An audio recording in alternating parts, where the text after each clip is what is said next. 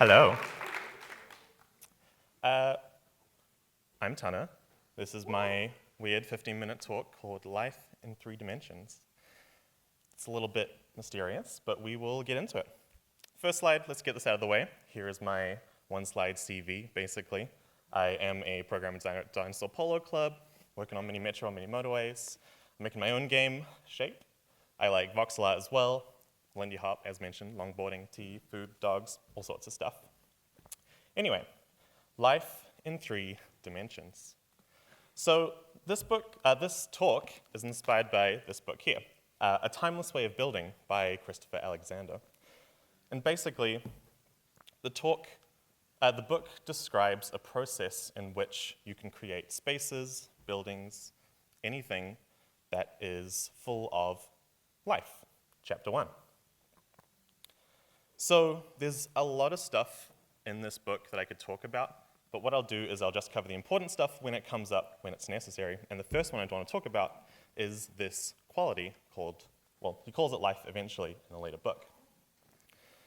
Basically, life is an innate skill that every person possesses that they can use to determine the life of a space. It's not something you have to learn, you don't have to go to architecture school for, and because everyone can do it, it also means everyone can create a space that is living.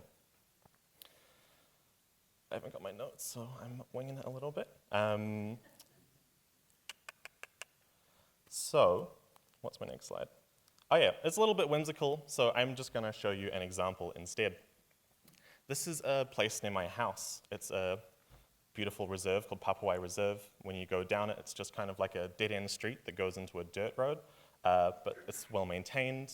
There is houses on the left, a stream on the right with native bush around, and you eventually come out into this clearing here, where there are fruit trees with hand-painted signs, and a stick library that someone's made, there's compost, there's flowers. It's just a beautiful living space. And that's not explicitly because it's full of nature.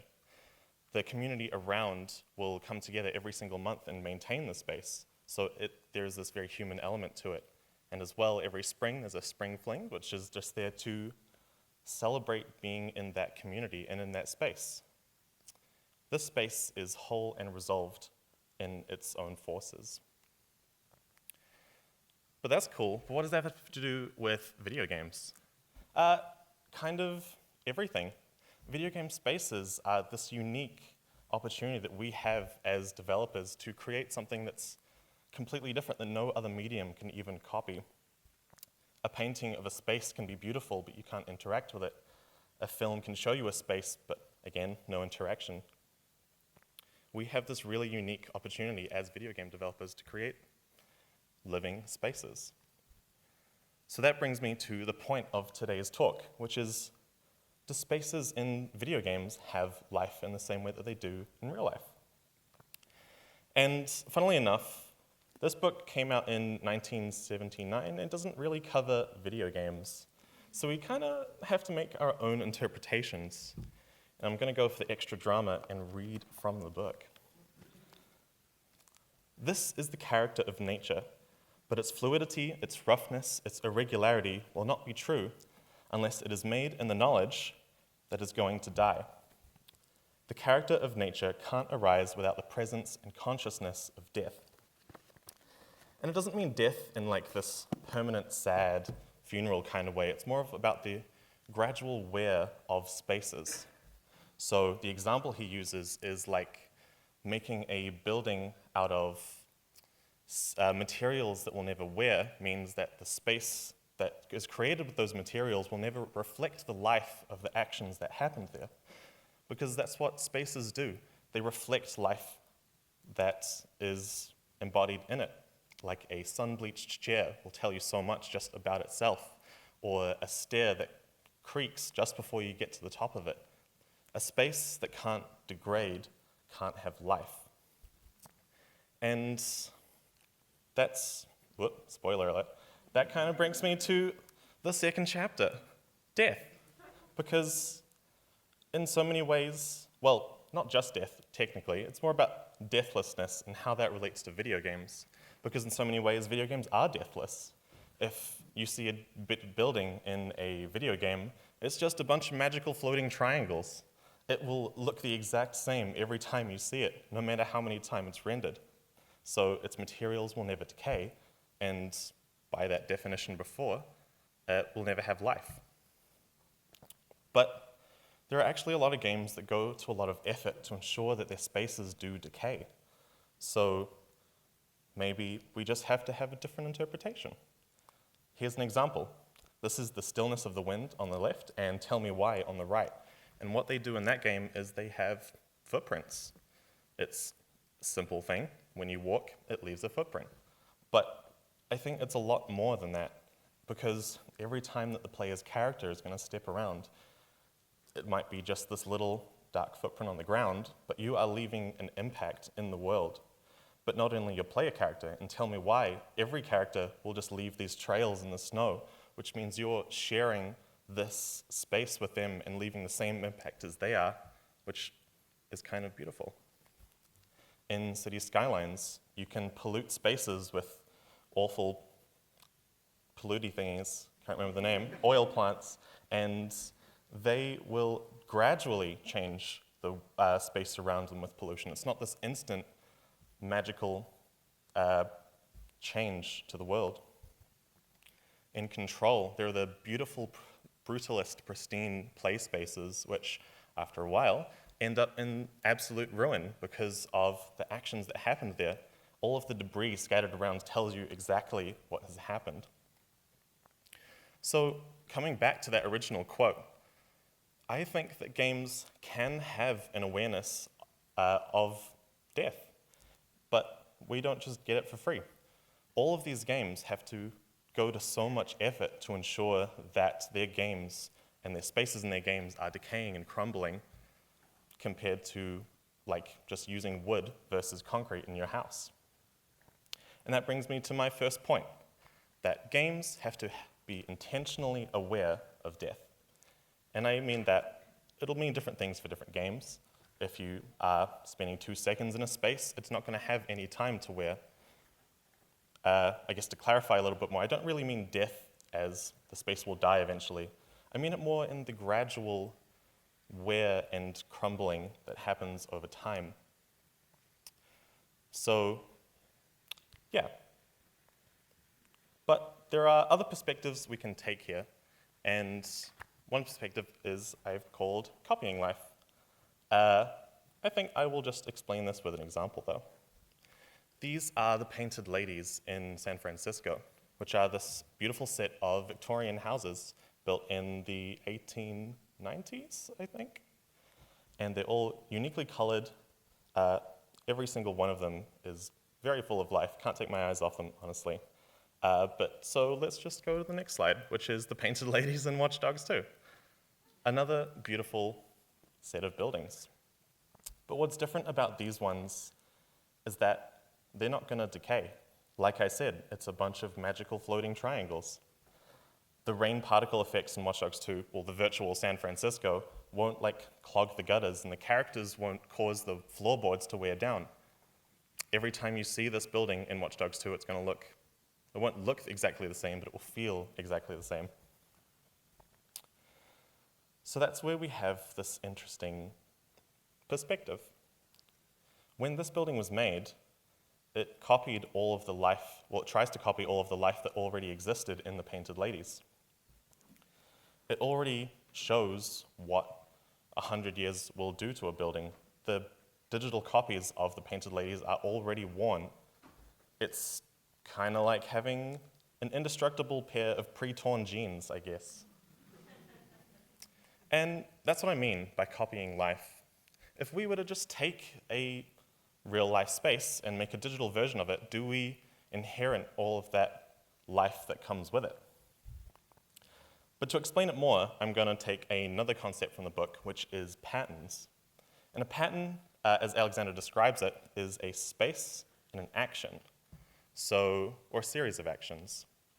For example, listening to buskers on a Cuba street, the space is a street with, well, I'd have to go to a lot of detail to explain it fully, but there are patterns everywhere happening constantly. It can be as simple as sun warming a windowsill, or it can be as involved as cooking in your kitchen. Again, I'll just go over an example. The second book in the series is called A Pattern Language, and it's an entire example set of patterns that you can use to create everything from an entire town down to your own personal room. And one of the patterns it has in it is called a window place. So like I said, it has actions and a space, and the actions for a window place are being able to sit and be comfortable and to be towards the light. And the space, as you can kind of see in the picture, is that it's a window near some kind of seating. The cool thing about these patterns is that the space and the actions are so closely tied together, they can't really happen without each other because the pattern won't really exist. And if we think about the window place, here's an example in Dishonored 2. It is a beautiful chair next to a beautiful window with lots of light coming into it. But the thing about Dishonored 2 is that you can't really sit down. I could crouch and stand on the chair and pretend that's sitting from first person, but that's not going to elicit the same feelings as if you're actually sitting by a chair by a window in a window place. But then we can see a game like Tell Me Why, and I changed my talk after I played this game because the house was beautiful. Here are some photos from it, and you can see that there are lots of things, well, lots of patterns in it, like windows overlooking life. There's light on two sides of a room. There's different ceiling heights. But the thing that's different about Tell Me Why is that not only do they copy the physical space, they also copy the actions that go along with that physical space. So they give you the opportunity to lean over a balcony. And it's kind of simple, but at the same time, whenever a character is just leaning over a balcony and taking in the space, the player has to be doing the same thing because there's nothing else for them to do. So that's, I guess, just my love letter to Tell Me Why for now. But here's another weird one, which is Skyrim. It's a little dated, it's not pretty, but you can sit down in Skyrim. You can find a chair and you can sit in it. It doesn't add any gameplay to you whatsoever. It's not going to increase your stamina faster, but sitting down is just kind of this magical action where, again, when the character sits down, the player just has to take in the space around them.